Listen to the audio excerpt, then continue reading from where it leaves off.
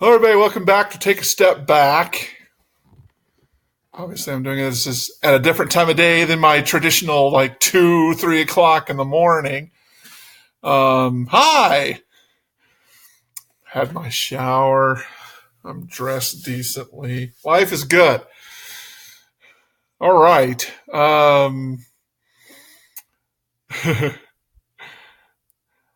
This video is going to be a little bit about some of the idiosyncrasies that we've noticed over time. First thing I have to tell you is I am not an expert on um, gaming. So many of you may disagree with what I say, and you've got perfectly good standing to do so because you probably understand things like Second Life so much better than I did. I never got involved in it because you tend to use. I'll be honest. Most of the computers I have at home and most of the experience I have on computers are from very old ones because I tend to take in strays, old computers that people don't want anymore. My oldest computer is probably about 15 years old. The ones that are actively being used, I've got computers far older than that. I've got 35-year-old computers. Actually, I have the original computer that was my second purchase, Timex Sinclair TS1000 computer. It's in pieces because I added a keyboard to it. I added some more memory to it. Back in those days, that was a real accomplishment because you had to solder and you had to do all kinds of other stuff. I could show it to you. It's just a twisted up mess. No, I can't. I think I ultimately sold it. No, I didn't. Sorry. Anyway, so when I'm talking about this, I have to look at it more from a business aspect. I know that Second Life is still around. I know there's still a lot of people that use it. I never understood the appeal to Second Life, honestly. Also means I don't really know what is so amazing about Minecraft because I think they're kind of the same sort of ilk. And anyway, when Second Life got really popular, probably for the time, it was on the same sort of standing probably that Facebook is today. Now, Facebook has, as far as I know, over 1 billion users. At the time, I think Second Life only had about 1 million. But when you took into account everybody who had the resources and the wherewithal to get to it, that was still a pretty significant portion of the available market for these things. Second Life came and it went. It was the most popular thing on the face of the freaking earth, and then it wasn't. People are all waiting for the time when Facebook does that, but I guess that's up to some debate. If Facebook continues to remain relevant, one would imagine that it would remain relevant. Second Life didn't. It's become a niche thing, but still apparently a good enough niche that people can enjoy it.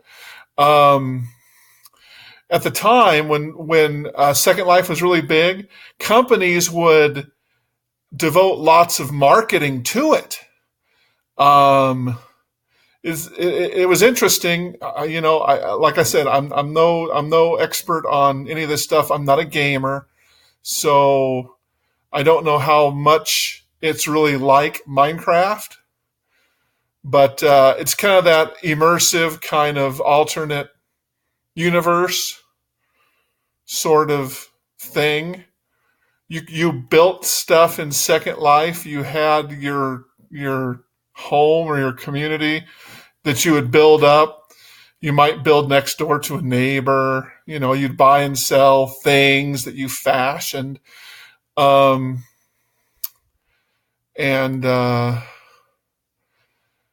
companies decide that these people that were milling around and doing things and interacting in Second Life, that was a marketing opportunity. So they went after it, and it required a whole different way of looking at things because it wasn't reality. It was, it was virtual reality. It was one of the really big, successful virtual reality platforms. And so they would have a whole pavilion or something. Here's the IBM pavilion. And you could go through it, and they may have even mocked up their headquarters. If it was going to be Apple, maybe they would put it in an Apple store. I think this was before Apple stores, but maybe, I'm no person to really do that kind of research. And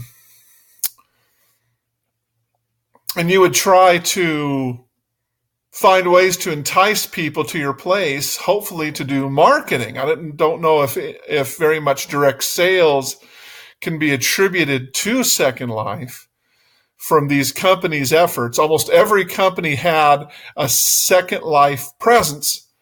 And if you wanted to do it right by a Second Life sort of way of doing things, it required some resources. You had to hire people who were good at that interface, at that world, at building, at making things look the way you wanted to. An incredible amount of resources were dumped into these things, and I think one of its great failures was that these places who ostensibly supported Second Life during its great heyday weren't really realizing much of a return at all.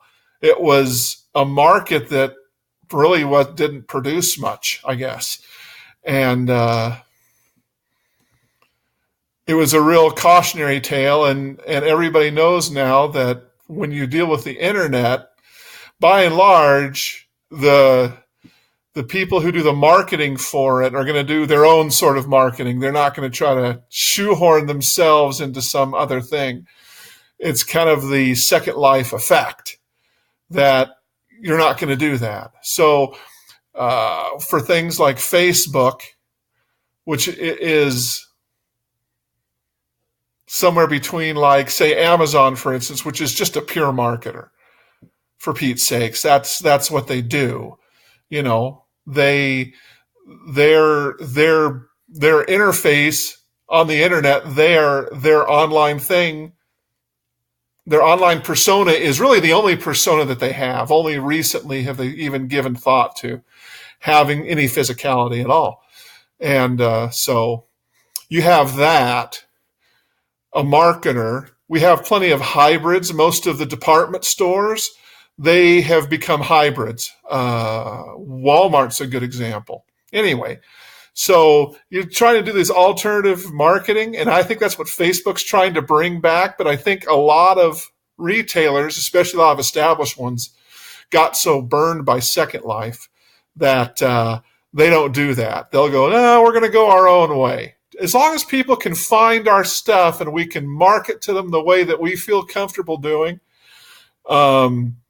taking advantage of some of the things that the internet can do, like coupons. Heck, coupons are great on the internet. All you have to do is give people a code and they can use it.